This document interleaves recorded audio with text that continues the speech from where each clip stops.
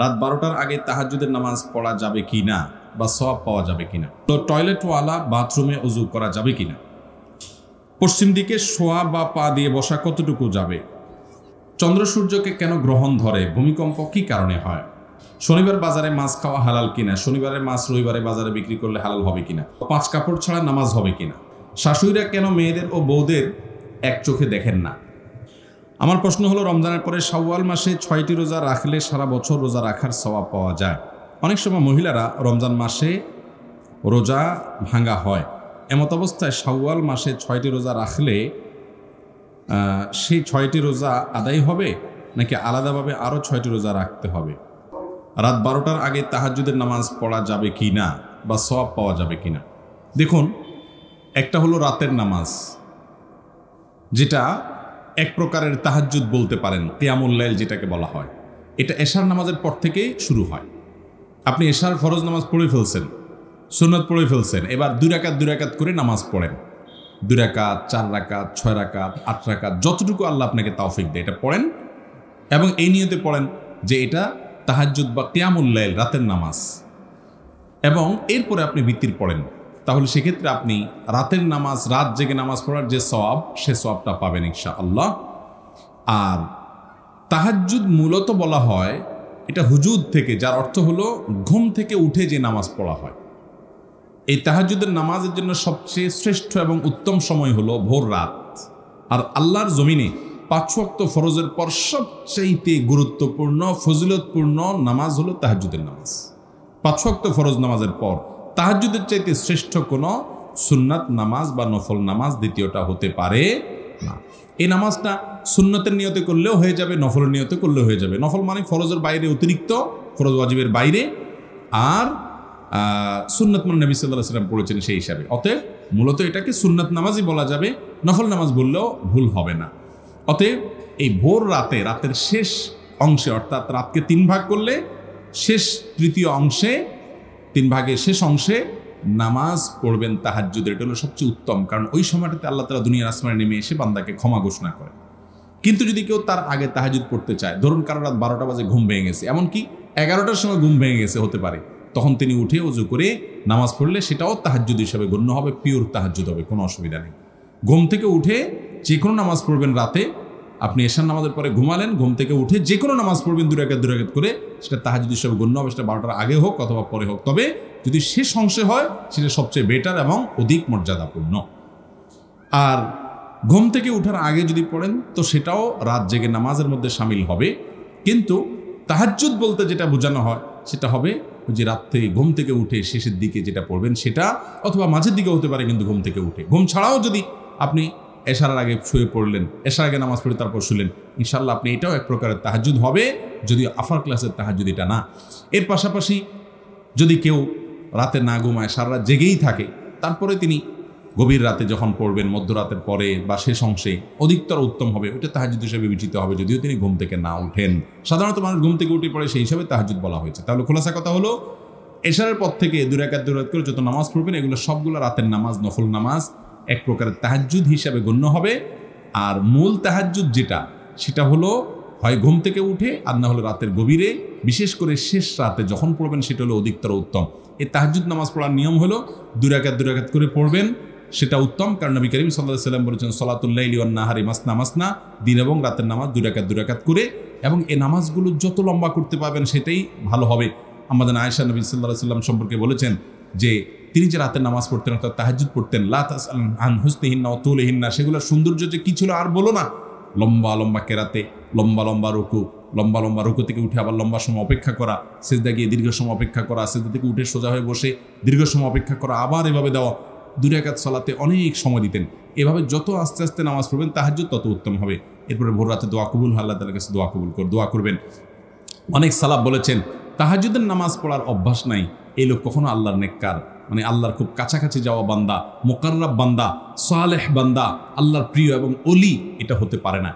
আমাদের পুরুষরা, মহিলারা সবাই আমাদের উচিত তাহাজ্জুদের নামাজের অভ্যাস করা। আজকাল মোবাইল ফোন আমাদেরকে এত এঙ্গেজ করে ফেলেছে, ফেসবুক এবং ইউটিউবের নেশা এতটা আমাদেরকে পেয়ে বসেছে, তাহাজ্জুদ তো পরের কথা, গভীর রাত পর্যন্ত মোবাইল টিপতে টিপতে আমরা 1টা 2টা বাজাই দিই, শুতে 12টা বাজাই দিই, শুতে দেখা যায় ফজর নামাজ পড়তেই কষ্ট হয়ে যায়। আপনি যদি এশার নামাজের পরে আর কোনো কথাবার্তা না বলেন, শুয়ে পড়েন, যত সব কাজকাম সব এশার আগে সেরে ফেলেন, এবং এটাই হাদিসে নির্দেশ করা হয়েছে, তাহলে দেখবেন তাহাজ্জুদ, বিশেষ করে শীতের সময় বড় রাত, আপনার পড়া এমনি সহজ হয়ে গেছে, রাতে আপনার ঘুম হয়ে গেছে। আল্লাহ তাআলা আমাদেরকে তাহাজ্জুদ পড়ার তৌফিক দান করুন। তাহলে রাত 12টার আগেও তাহাজ্জুদ হতে পারে, তবে সবচেয়ে উত্তম হলো ভোর রাতে তাহাজ্জুদ। এরপরে প্রশ্ন হলো, টয়লেটওয়ালা বাথরুমে অজু করা যাবে কিনা? অজু আপনি যেখানে করবেন সেখানে আল্লাহর নাম নেবেন, বিসমিল্লাহ বলে অজু করবেন, কারণ অজুর শুরুতে বিসমিল্লাহ বলাটা সুন্নাত, সেজন্য বিসমিল্লাহ বলে অজু করবেন। কিন্তু কোনো টয়লেটের মধ্যে, আপনার কোনো ওয়াশরুমের মধ্যে আপনার প্যান আছে, আপনার কমোড আছে এবং টেপ আছে, দুইটা মাঝখানে কোনো আড়াল টাড়াল কিচ্ছু নেই, একই জায়গায় দোনোটা, তাহলে সেক্ষেত্রে ওই জায়গায় অজু করলে আল্লাহর নাম নেবেন না, কারণ নোংরা জায়গায়, নাপাক জায়গায় আল্লাহর নাম নেওয়া মুখে মাকরুহ। সেখানে যদি অজু করেন তাহলে সেক্ষেত্রে মনে মনে বিসমিল্লাহ বলবেন, মুখে উচ্চারণ করবেন না, এরপর অজু করে ফেলবেন, অজু হয়ে যাবে। কিন্তু ভালো হয়, উত্তম হয় যদি বাহিরে কোনো বেসিন ইত্যাদি থাকে সেখানে আপনি অজু করবেন, পাওয়াটা ভিতরে গিয়ে টয়লেটে গিয়ে ধুইলেন, তাহলে সেটা সবচেয়ে উত্তম। অর্থাৎ বিসমিল্লাহটা আপনি যেহেতু ওখানে পড়তে পারতেছেন না, তাহলে অজুটা একটু অপূর্ণাঙ্গ থাকছে, অজু হয়ে যাবে কিন্তু অপূর্ণাঙ্গ থাকছে। পশ্চিম দিকে শোয়া বা পা দিয়ে বসা কতটুকু যাবে? পশ্চিম দিকে পা দিয়ে শোয়া কিংবা পশ্চিম দিকে পা দিয়ে বসা মৌলিকভাবে কোনো হাদিসের সরাসরি উপরে নিষেধাজ্ঞা নাই, কিন্তু কেবলার দিকে সম্মানের কথা আপনার মাথায় এসেছে, সেই জায়গা থেকে আপনি কেবলার প্রতি সম্মান করে আপনি অন্যদিকে পা দেওয়ার চেষ্টা করলেন, সেটা অবশ্যই কেবলার প্রতি আদব এবং শিষ্টাচারের অংশ, সেটা ভালো। কিন্তু সেই সাথে আমাদের মনে রাখতে হবে, কেবলার দিকে থুতু নিক্ষেপ করা, কপ ইত্যাদি নিক্ষেপ করা, এটা কিন্তু হাদিসে পরিষ্কারভাবে নিষেধ আছে, এটা গুনাহের কথা। এটা যদি কেউ করে তার ওই থুতু সহকারে কিয়ামতের ময়দানে সে তার থুতু কপালে নিয়ে এসে উঠবে, ভয়ঙ্কর একটা বিশ্রী অবস্থার মধ্যে শাস্তি হিসেবে হবে। এজন্য কেবলার দিকে থুতু বা কপ যেন আমরা নিক্ষেপ না করি। পা মেলার ব্যাপারে সরাসরি হাদিসে নিষেধাজ্ঞা নাই, কিন্তু আপনি কেবলার কথা মনে উঠে সম্মান প্রদর্শনের জায়গা থেকে আপনি আপনার পাকে গুটিয়ে নিয়েছেন বা অন্যদিকে করেছেন, সেটা ভালো। কিন্তু কেউ যদি কেবলার দিকে পা দিয়ে শোয় বা বসে, তাকে হাদিসের আলোকে অপরাধী বা গুনাহগার আপনি বানাতে কিন্তু পারবেন না। আমার প্রশ্ন হলো, রমজানের পরে শাওয়াল মাসে 6টি রোজা রাখলে সারা বছর রোজা রাখার সওয়াব পাওয়া যায়? অনেক সময় মহিলারা রমজান মাসে রোজা ভাঙা হয়, এমত অবস্থায় শাওয়াল মাসে 6টি রোজা রাখলে সেই 6টি রোজা আদায় হবে নাকি আলাদাভাবে আরও 6টি রোজা রাখতে হবে? দেখুন, রমজান মাসে মা বোনদের মাসিকের কারণে যে রোজাগুলো ভঙ্গ হয়, শাওয়ালের 6 রোজা রাখার চাইতে ওই রোজাগুলো রাখার গুরুত্ব বেশি। কিন্তু যদি এমন হয় যে এক মাসে আমার ওই কথার কথা মাসিকের কারণে 8 বা 10টা রোজা ভাঙছে, সেগুলো আবার আপনার শাওয়ালের 6 রোজা, এতগুলো রোজা রাখা সম্ভব হবে না। আবার শাওয়াল মাসের পরে কাজা রোজা যেগুলো, সেগুলো তো আমি রাখতেই পারবো সারা বছর ধরে, কিন্তু শাওয়ালেরটা তো শাওয়ালের পরে আর রাখা যাবে না। সেই জায়গা থেকে যদি আগে শাওয়ালের 6 রোজা রাখেন আর কাজাগুলো পরে আদায় করেন, তাতেও ইনশাআল্লাহ এই মর্যাদা এবং ফজিলত তিনি পেয়ে যাবেন। যদিও কোনো ওলামা ইকরাম বা অনেক ওলামা ইকরাম বলেছেন যে নবী সাল্লাল্লাহু আলাইহি ওয়াসাল্লাম বলেছেন, মান সামা রমাদান সুম্মা আতবাহু সিত্তাম মিন শাওয়াল, যে ব্যক্তি রমজানের 6টা রোজা রাখলো এরপরে শাওয়ালের 6 রোজা রাখলো, অর্থাৎ রমজানের 6টা রোজাগুলো আগে রাখবে, শেষ করবে কাজা টাজা সহ, তারপরে শাওয়ালের 6 রোজা রাখবে, তার জন্য ফজিলতের কথা হাদিসে বলা হয়েছে। তো সেই জন্য অনেক ওলামা ইকরাম বলছেন আগে রমজানের কাজাগুলো রাখবেন, এরপরে শাওয়ালের 6 রোজা আপনাকে রাখতে হবে। যদিও এটা উত্তম, অবশ্যই রমজানগুলো আগে রেখে যদি এটা করতে পারেন ভালো, কিন্তু যদি করতে না পারেন তাহলে শাওয়ালগুলো আগে রাখলে, রমজানটা পরে রাখলেও আশা করা যায় যে আল্লাহ রাব্বুল আলামিন শাওয়ালের 6 রোজার ফজিলত দান করবেন। চন্দ্র সূর্যকে কেন গ্রহণ ধরে? ভূমিকম্প কি কারণে হয়? দেখুন, চন্দ্র এবং সূর্য গ্রহণ হয় আল্লাহর নির্দেশে, এর হিকমা, এর রহস্য আল্লাহ ভালো জানেন। বিজ্ঞানীরা তাদের নানামুখী ব্যাখ্যা দিয়ে থাকেন যে মহাশূন্যে গ্রহ, নক্ষত্র, উপগ্রহগুলো এগুলোর যে প্রদক্ষিণ করতে থাকে, একটা আরেকটার মুখোমুখি হলে, ছায়া পড়লে, এটা হলে, সেটা হলে, নানান ব্যাখ্যা বিশ্লেষণ তারা দিয়ে থাকেন। তাদের সে ব্যাখ্যা বিশ্লেষণ অসত্য নয়, সেটা সত্য হতে পারে, কিন্তু তার সত্ত্বেও এটারও পেছনে কেন মুখোমুখি হয়, আল্লাহ রাব্বুল আলামিন সব কিছু নিয়ন্ত্রণ করেন, সেটার নির্দিষ্ট কোনো উদ্দেশ্য আছে। এই জন্য এর হিকমা একমাত্র আল্লাহ তাআলা ভালো জানেন। চন্দ্র এবং সূর্য গ্রহণ কিয়ামত যখন হবে, সর্বশেষ সূর্য গ্রহণের মতো হয়ে একটা পর্যায়ে সেই সূর্য পশ্চিম দিক থেকে তো উদিত হবে, নিষ্প্রভ হবে এবং দীর্ঘ রাত সেটা প্রলম্বিত হবে এবং চাঁদ উঠবে না, উঠবে যখন তখন কিয়ামত হবে, কিয়ামত প্রতিষ্ঠিত হবে। এই জন্য চন্দ্রগ্রহণ, সূর্যগ্রহণকে একজন ইমানদার আল্লাহর নিদর্শন হিসাবে দেখবে এবং ভয়ের জায়গা থেকে দেখবে, সতর্ক হবে। আল্লাহ ভীরু মানুষের আলামত সেটি। এটা আজকাল উপভোগের বিষয় হয়ে গেছে, আমরা এটা এনজয় করি যে চন্দ্রগ্রহণ দেখছি, সূর্যগ্রহণ দেখছি। এগুলো হলো ঈমান সম্পর্কে জাহালত এবং অজ্ঞানতার কারণে। নবী করিম সাল্লাল্লাহু আলাইহি সাল্লাম চন্দ্রগ্রহণ সূর্যগ্রহণ হলে সালাত আদায় করতেন। চন্দ্রগ্রহণের নামাজ আছে, চন্দ্রগ্রহণের সূর্য আছে, সেটা আমরা জানি না। আমরা এখন ওই যে দূরবীন নিয়ে আমরা আপনার দূর থেকে চাঁদ গ্রহণ হচ্ছে, সূর্যগ্রহণ হচ্ছে, এটা দেখার চেষ্টা করি। এটার আল্লাহ তাআলা এর হিকমা সবচেয়ে ভালো জানেন। নিশ্চয়ই আল্লাহ রাব্বুল আলামিনের হিকমা রয়েছে, বিজ্ঞানের নানা ব্যাখ্যা দিয়ে থাকেন, সেদের কোনো সংঘর্ষ নাই। একইভাবে ভূমিকম্পের কথাও একই কথা প্রযোজ্য। শনিবার বাজারে মাছ খাওয়া হালাল কিনা, শনিবারের মাছ রবিবারে বাজারে বিক্রি করলে হালাল হবে কিনা? দেখুন, শনিবারে মাছ ধরা নিষেধ ছিল ইয়াহুদিদের জন্য। ইয়াহুদিদের জন্য শনিবারে মাছ ধরা নিষেধ ছিল। দাউদ আলাইহিস সালাম আপনার তার উম্মতের জন্য এবং ইয়াহুদিদের কোনো কোনো নবীর উম্মতের জন্য এটি নিষেধাজ্ঞা ছিল।